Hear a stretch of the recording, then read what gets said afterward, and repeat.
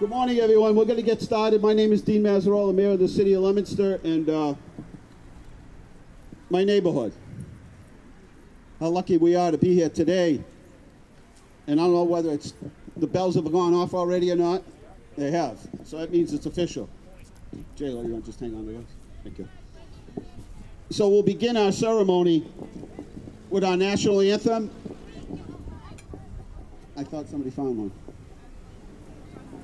We'll ask our veterans to come forward. Active, retired, reserve, guards, come to the flagpole to put up the United States flag as we start our ceremony here.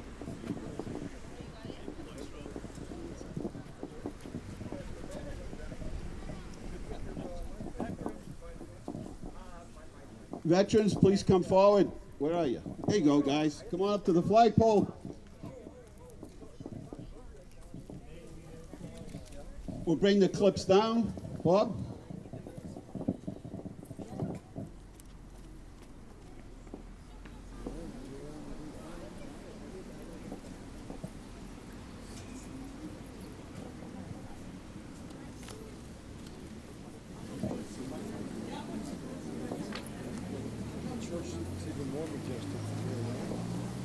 While we're getting going, I'd like to thank the members of the Leominster Police Department for making sure we're safe here today.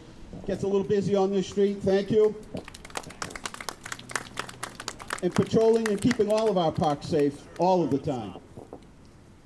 And now, the Star Spangled Banner.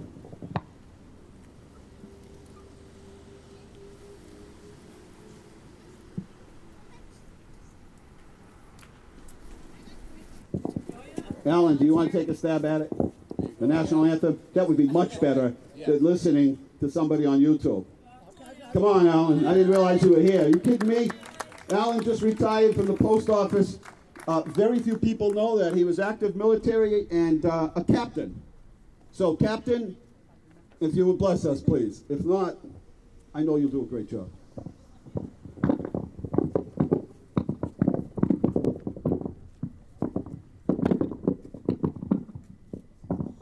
Oh, say, can you see by the dawn's early light what so proudly we hailed at the twilight's last gleaming, whose broad stripes and bright stars through the perilous fight, oh, the ramparts we watched were so gallantly streaming, and the rocket's red glare, the bombs bursting in air, gave proof through the night that our flag was still there. Oh, say, does that star-spangled banner yet wave? Oh, the land of the free and the home of the brave, home of the brave, home of the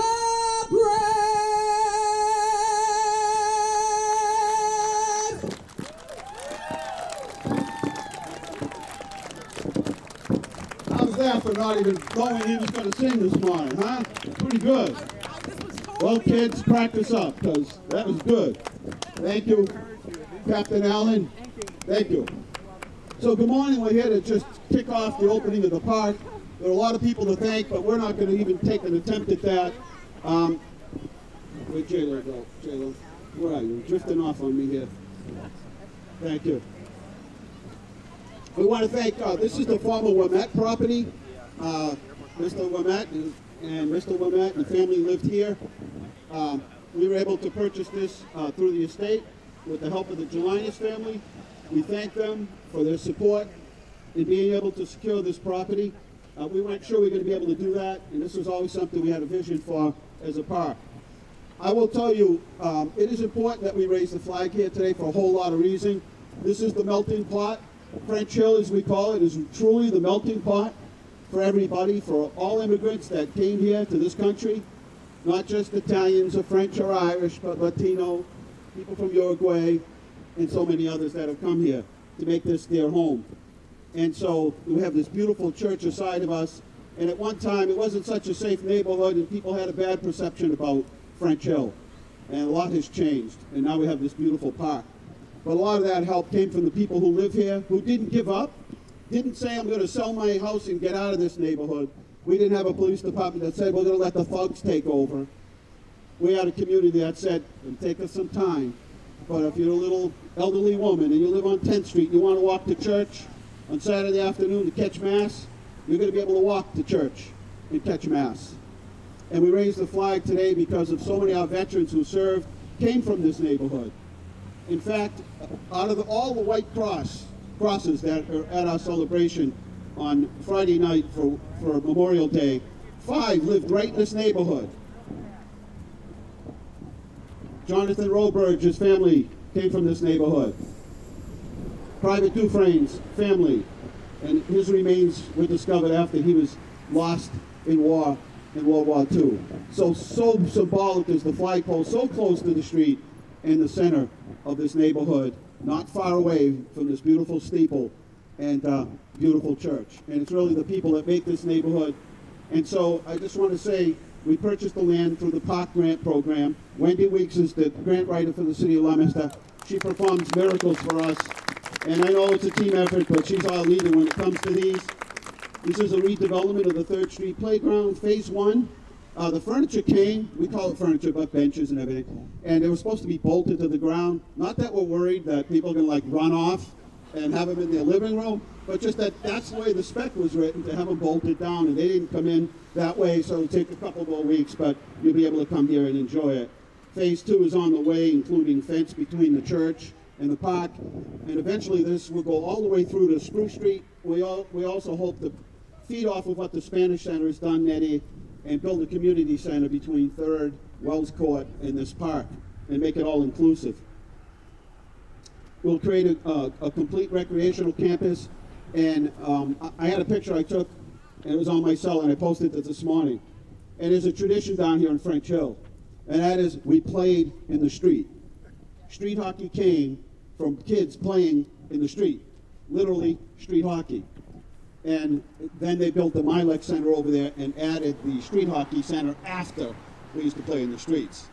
And that's where kids played, and how you did it is you played football, baseball, whatever, and when cars came in, just before they were about to hit you, you all got out of the way and you picked up from where you left off. And that's how we grew up and spent 55 years since Whitney Park closed. Whitney Park was down near the mall on the other side of the river. And Whitney Park kept getting vandalized, and the city didn't have the money to keep fixing it up. It had 2 swimming pools and an area of recreation that kids could go. And after that, there was a basketball hoop at Spruce Street School, and that got torn down to build a high-rise. And so for 55 years, there's no place for kids to play other than the street.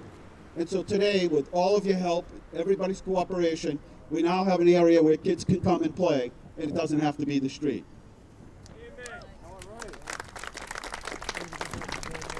Total investment here, almost 1.2 million. The city invested $526,000. Total city investment and state through grants, $1.7 million into this park alone, and that meant demolition of the property, cleanup of the property, excavation, etc. Senator Tran, are you here? If Senator Tran is here, would you please come forward? If not, State Representative Natalie Higgins, if you're here, if you could come forward. How about, more importantly, our Ward City Councilor, who's brought up here, born brought up here, and still lives here, Pauline Cormier, who knows a little bit about street hockey. Thank you, Dean, and thank you everybody who was able to make it today for a Wednesday morning. I had the opportunity to drive by here last night, and it was all lit up, and it's absolutely beautiful. As Dean said, I've been 50 plus years right on 3rd Street, right around the corner. This makes me so proud, so happy that I stayed here, that I continue to invest here, and that you all continue to invest in me and what I've done here. Again, thank you to Wendy for getting the extra funds, and thank you for Dean for seeing this and seeing it through, and for never giving up on French Hill. Thank you. We were here at one of our Ward 2 Eastside Neighborhood Association meetings, and Bob Cormier was there, as well as many of the notables from here, and Louis Charpentier was there as well that day, and so many of the natives here that we remember for being part of this neighborhood. And so at the end, Bob Cormier, who's an author who wrote so many books, said, I'll take some questions. And so Bob is the most humble and such a gentleman. And I said, Bob, I got just a question to ask you as somebody who grew up here on 6th Street. What would you do? And because a lot of his books talk about living in this neighborhood. In fact, most of them have some connection to being here on French Hill. And I said, Bob, what would you do to be a young kid, 7, 8 years old, running around French Hill, cutting through backyards, going to visit relatives, playing with your friends? And he stopped, and each second seemed like an hour. And he just sort of stared into the ceiling. And I knew he had so many thoughts going through his mind. And he said, anything. Anything. I'd give anything to go back and sort of relive that again. And so, because of the history that I just talked about, all of the groups that have come here, immigrants from all over the world that came here, worked in the factories, a lot of these tenement buildings were built for workforce. And whether it was the textile business or manufacturing of some sort, this is where the workforce came from. There were no automobiles, and people worked hard. And there was no air conditioning. There was no minimum wage. There was nothing, just hard work.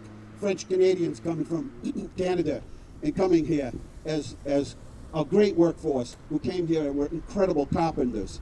And we spread that all through the city, and many who are still here today. So that is why this park, and that is why this neighborhood is so important to the community, because you could come here and start off on a 3rd floor in one of these tenement districts, and you can work your way up to $1 million house on the other side of town. That's the American dream, isn't it?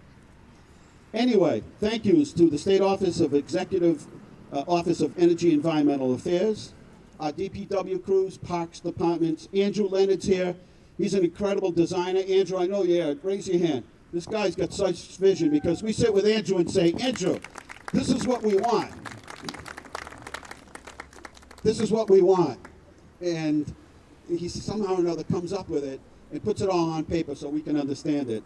And then Steve Corrigan is here from Mountain View Landscape. I thought you guys were a little landscape company. Then I seen you show up, and I'm like, and it rained hard this spring, and they never stopped. They never stopped to make sure that we can meet our deadline. Charlie Jelinas is here, roots that go back hundreds of years. Charlie, thank you so much for helping us to secure this property and your family as well. The City Councilor, Claire Fried, is here. Thank you, Claire, for coming. I know this is an important part of your agenda. Frank Ottinger, veteran, to help us to dedicate the flagpole. Thank you, Frank. City Council at large. Any other city councilors that are here, I don't want to miss you if you've come in and I didn't see you. Pauline Cormier, obviously. Nettie Latimer for helping to change this neighborhood. When she started out, it wasn't the Spanish Center, it was a Spanish-American Center. And to this day, decades later, it's still the Spanish-American Center, and everyone is welcome. Important. Purchasing Department, Recreation Department, the DPW, Joe Pori and CJ Cludia to put up these ornamental lights and get electricity here. Green in the Gateway City programs that planted all these trees. Whitman and Bingen did all the surveying here and engineering. I'm sorry about the crackling. And I think we've reached the end of the list, and thanks to you and all of the departments, the heads that are here, people that have come out to help us. This is a big deal for us, a real big deal. Ronnie Houle, School Committee, Ward 2, been down here a long time. Thank you, Ron. And again, the members of our police department that make sure all of our parks are clean, along with the crew at the DPW and the Recreation Department. So again, it's been a long time coming for us to have a park like this here in the city, for everybody to come here and play and enjoy the flowers, furniture soon, ornamental lights. And you know, it used to be certain sections of the town got treated differently. And then East Side was always sort of the last to get things. Well, this time, East Side, first class East Side. And if anybody balks at the amount of money that we spend here, well used. There are over 5,000 people that live in this one neighborhood right here. That's a whole lot of people not to have any recreational areas, a place to sit or play. So thank you for making this a different neighborhood, hanging in there, not selling your houses, not letting thugs force us out of our neighborhoods and our houses and moving somewhere else because it wasn't safe anymore. Thanks for hanging in there and doing the right thing, the police department working, Leominster Crime Stoppers, and all of you for taking back this neighborhood. And when I say people wouldn't walk here, they wouldn't stop at the red light down the street. Instructions were, if you come through here, go right through the red light if nobody's coming. It's not safe to be in this neighborhood. A different neighborhood today, a lot different. And that's through the help of everybody that's here. Did you want to speak for the senator? I know they're probably in session.